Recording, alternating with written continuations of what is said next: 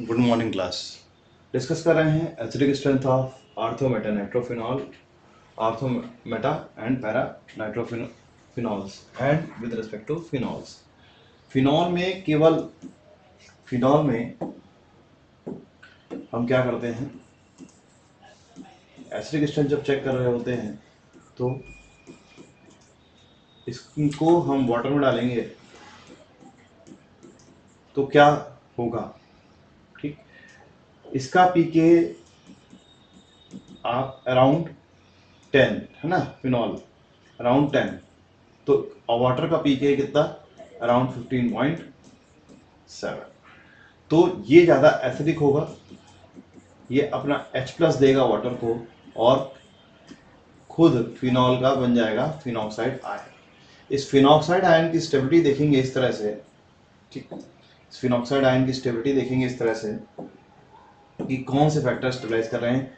ये ऑक्सीजन पे negative charge है जो कि इस पे इस तरह से रेजोनेटिंग स्ट्रक्चर बनाएगा, नेगेटिव चार्ज स्टेबिलिटी। इसके साथ ये देखिए जहाँ पे बॉन्ड है वहीं बॉन्ड बनेगा, ठीक है, डबल बॉन्ड रहेगा यहाँ पर। Oxygen carbon oxygen double bond हो गया, नेगेटिव चार्ज यहाँ गया, डबल बॉन्ड। इसका रेजोनेटिंग स्ट्रक्चर बनाने के लिए यहाँ पर और ये यहाँ पर negative charge, double bond oxygen. ठीक, इसका नेगेटिव चार्ज का रोटेशन करना है। जब भी नेगेटिव चार्ज होता है तो दो बॉन्ड बना रहे हैं, एक पाई बॉन्ड के रोटेशन के लिए और एक नेगेटिव चार्ज के रोटेशन के लिए, ठीक है।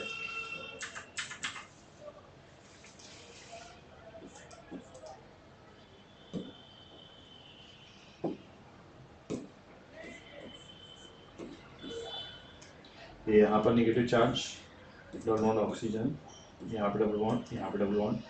इस नेगेटिव चार्ज को यहाँ पर वापस यहाँ पर, तो फर्स्ट रेजोनेटिंग स्ट्रक्चर आपको वापस मिल जाएगा जो कि हम दोबारा बना रहे हैं। लेकिन फर्स्ट में और लास्ट में this is the first resonating structure, second, third, fourth और फिफ्थ रेजोनेटिंग स्ट्रक्चर। फर्स्ट में और फिफ्थ रेजोनेटिंग स्ट्रक्चर में सिर्फ पाई बॉन्ड की लोकेशन का डिफरेंस है और कोई डिफरेंस नहीं है, ठीक है। तो ऑक्सीजन नेगेटिव चार्ज यहाँ भी शेयर कर रहा है, फिफ्थ में भी नेगेटिव चार्ज शेयर कर रहा है, तो दोनों की स्टेबिलिटी सेम हो जाएगी। स्टेबिलिटी रूल्स आपने रेजोनेटिंग स्ट्रक्चर्स के पढ़े हुए हैं। और ज़्यादा स्टेबल होगा। First comma 5 resonating structure is more stable with respect to 2,3,4। 2, 3, 4 में क्या है, यहाँ पर ऑक्सीजन के बगल में जो कार्बन है ये ऑर्थो पोजीशन बैठा हुआ, वहाँ पे नेगेटिव चार्ज है, जबकि 3 में पैरा पोजीशन पे बैठे हुए नेगेटिव चार्ज पे ऑक्सीजन पे नेगेटिव चार्ज है, और यहाँ पर फिर से ऑर्थो पोजीशन पे बैठे हुए नेगेटिव चार्ज पे है। तो ऑक्सीजन के जितने करीब नेगेटिव चार्ज होगा उतना ज़्यादा स्टेबल होगा, क्योंकि ऑक्सीजन ज़्यादा इलेक्ट्रोनेगेटिव है विद रिस्पेक्ट टू कार्बन। तो नेगेटिव चार्ज की स्टेबिलिटी यहाँ पर कम है with respect to ortho position. तो second and fourth is comparatively more stable with respect to third. ये हमने देखा स्टेबिलिटी ऑर्डर के अनुसार। लेकिन सबसे ज़्यादा कौन है स्टेबल, फिनॉक्साइड आयन में ये है। तो कहाँ कहाँ पर नेगेटिव चार्ज आ रहा है, ऑर्थो पोजीशन पे आ रहा है और पैरा पोजीशन पे आ रहा है। ऑर्थो पोजीशन पे और पैरा पोजीशन पे अगर कोई ऐसे ग्रुप लगा देते हैं हम जो -I -M इफेक्ट शो कर रहे होते हैं, तो वो चार्ज की स्टेबिलिटी को बढ़ा देते हैं। तो हमने यहाँ से क्या आयन बनाया जी, यहाँ से जो आयन बनाया वो क्या है, ये O- और NO2+। यहाँ पर ऑक्सीजन के पास हाइड्रोजन, OH के पास हाइड्रोजन बॉन्डिंग थी जो कि इस पर्टिकुलर स्पीसीज को स्टेबलाइज कर रही है। इंट्रामोलिकुलर हाइड्रोजन बॉन्डिंग है ये, सॉरी इंटरमोलिकुलर हाइड्रोजन बॉन्डिंग है विद इन द मॉलिक्यूल। ये इंट्रामोलिकुलर हाइड्रोजन बॉन्डिंग है, दो मॉलिक्यूल अलग अलग। ये कंपैरेटिवली वीक होती है और ये कंपैरेटिवली स्ट्रांग होती है। तो ये क्या कर रही है, इस पोजीशन को स्टेबलाइज कर रही है, और ये क्या कर रही है, कंपैरेटिवली लेस स्टेबलाइज कर रही है। अब हम बात करते हैं कि फिनॉल के रिस्पेक्ट में चाहे ऑर्थो पोजीशन हो, चाहे बेटा हो, चाहे पैरा पोजीशन हो, NO2 क्या क्या लगा सकता है। NO2 लगाने की संभावना क्या क्या है, -I और -M इफेक्ट लगाने की संभावना है। ये बात और है कि किसी पोजीशन से -I लगाएगा और -M के थ्रू फिनॉक्साइड के नेगेटिव चार्ज को स्टेबलाइज नहीं कर पाएगा और किसी पोजीशन पे ये कर पाएगा। लेकिन NO2 -I -M लगाएगा, ऑर्थो मेटा और पैरा तीनों पोजीशन से वो -I लगाएगा। इसलिए एसिडिक स्ट्रेंथ और ऑर्थो मेटा और पैरा की ज्यादा हो जाएगी विद रिस्पेक्ट टू फिनॉल। एक पॉइंट ये क्लियर होता है और जो कि डेटा से जस्टिफाई भी होता है, डेटा में दिखा रहा है कि ये फिनॉल का 10 है विद रिस्पेक्ट टू ऑर्थोमेटा और पैरा में। अब हमारा कंपैरिजन किससे है? ऑर्थोमेटा और पैरा से है। ऑर्थोमेटा पैरा में देखिए ये स्पीसीज बनी, यहाँ पे नेगेटिव चार्ज स्टेबलाइज हुआ नाइट्रो ग्रुप के द्वारा। नाइट्रो ग्रुप के यहाँ पे स्टेबलाइजेशन फैक्टर क्या क्या है? नेगेटिव चार्ज यहाँ पर आएगा, ये यहाँ पर आएगा और ये नेगेटिव चार्ज स्टेबलाइज होगा -M इफेक्ट के द्वारा भी और -I के द्वारा भी। यहाँ पर ये -M नेगेटिव चार्ज जो आएगा O- और NO2। ठीक, तो हम यहाँ पर क्या करेंगे, आपसे एक काम करेंगे, ये बॉन्ड यहाँ पर, अब हम ये एक बार में ही बना रहे हैं, ये रेजोनेटिंग स्ट्रक्चर यहाँ पर, ये यहाँ पर और ये यहाँ पर। ठीक है, तो ये -I के द्वारा भी स्टेबलाइज होगा और -M के द्वारा भी स्टेबलाइज होगा। सॉरी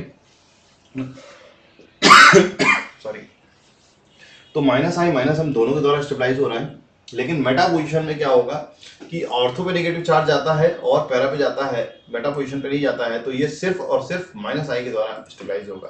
तो जाहिर सी बात है कि ये रिएक्शन कंपैरेटिवली कम प्रोसीड करेगी, तो इसका पीके कम होगा, इसका पीके तीनों में सबसे कम होगा। देखिए डेटा भी जस्टिफाई करता है, इसका पीके तीनों में सबसे कम है, दैट इज 8.3 है।